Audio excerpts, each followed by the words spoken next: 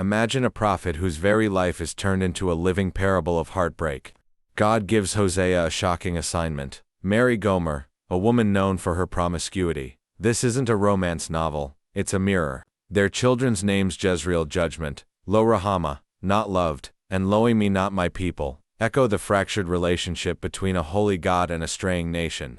The metaphor deepens. Israel, like Gomer, has chased after false lovers' idols, believing they provided her daily bread. God blocks her path with thorns, not to destroy her, but to allure her back into the wilderness where he can speak tenderly to her heart and turn her valley of trouble into a door of hope.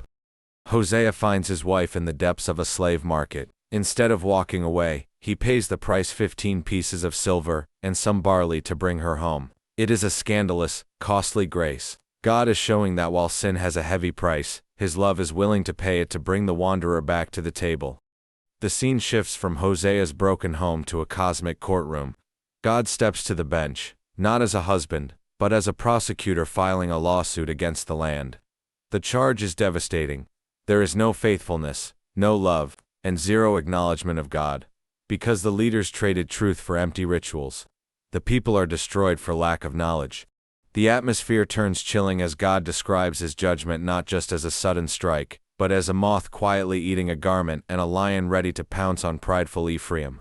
The people attempt a shallow comeback. They offer a catchy song of repentance. Come, let us return to the Lord. He will heal us as surely as the sunrise. It sounds pious, but God sees through the performance. He calls their loyalty a morning mist visible for a moment, then evaporated by the heat of reality. The verdict is a thunderclap that echoes through the rest of the Bible. God doesn't want the blood of 1,000 sacrifices or rehearsed prayers. He desires mercy and a heart that truly knows him. Imagine a baker forgetting to flip a pancake. It's burnt on one side and raw on the other. This is how God describes his people, half-baked and inconsistent. They are like silly doves, fluttering desperately between the superpowers of Egypt and Assyria, looking for political salvation while their hearts smolder like a neglected oven with secret passions. The warning trumpet blasts. Israel has sowed the wind of idolatry, and now they are about to reap the whirlwind of destruction. They crafted a silver calf in Samaria, forgetting the one who crafted them. They build palaces but ignore their purpose, thinking their wealth is a shield against a spiritual vacuum. The party is over. Hosea warns that the days of harvest festivals are ending.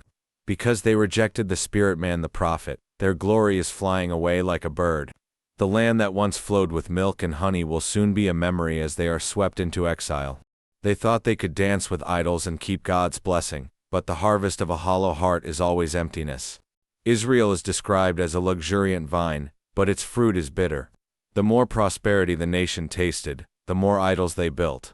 Their hearts were divided, and Hosea warns that the thorns of judgment will soon overgrow their abandoned altars. They traded the sovereignty of God for earthly kings who would eventually vanish like foam on the water.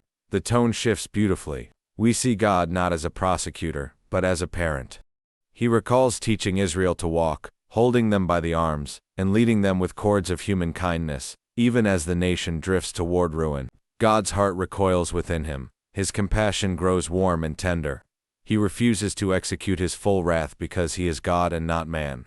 Chapter 12 grounds this emotion in history. Hosea points back to their ancestor Jacob, who wrestled with God and found grace. It's a plea for a wandering people to stop wrestling through deceitful trade and political schemes and return to the God who has guided them since the Exodus. The shadow falls deep. Ephraim, once a power to be reckoned with, has died through its devotion to Baal. God, once their savior from Egypt, now warns that he will encounter them like a predator, lion, and a leopard because they forgot the source of their breath. He promises to ransom them from the grave, yet the immediate storm of judgment is unavoidable. The east wind of Assyria is coming to dry up their fountains. But Hosea refuses to end with a funeral. Chapter 14 is a tender invitation to take words with you in return. It's a script for repentance, trading religious rituals for the fruit of their lips. God's response is a beautiful restoration. He promises to be like a healing dew. Israel will no longer be a parched desert but will blossom like a lily and take root like the cedars of Lebanon. Their fragrance will be like ancient wine, and they will finally realize that idols are empty. The story ends not in a courtroom, but in a flourishing garden. subscribe.